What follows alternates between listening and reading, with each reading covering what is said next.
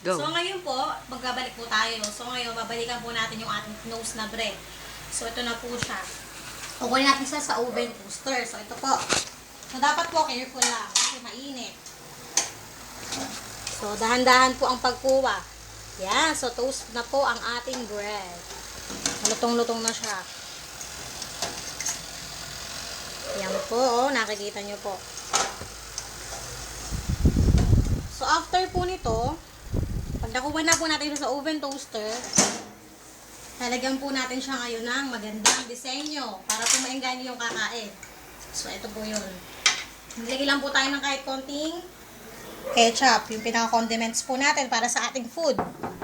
So, ayan po ang ketchup. So, ngayon po lalagyan po natin ng style ang ating toasted bread. Kahit po dito na lang sa ganito. Yan. Sa ibabaw, kung gusto nyo rin po, yan.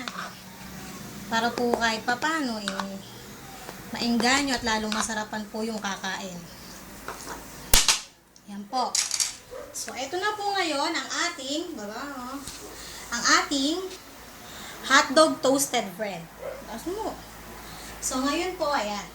So, I hope po sana na nag-enjoy kayo sa aking simpleng pag-demonstrate kung paano po mag-dressing ng hotdog toasted bread po. Marami pong salamat. Have a nice day.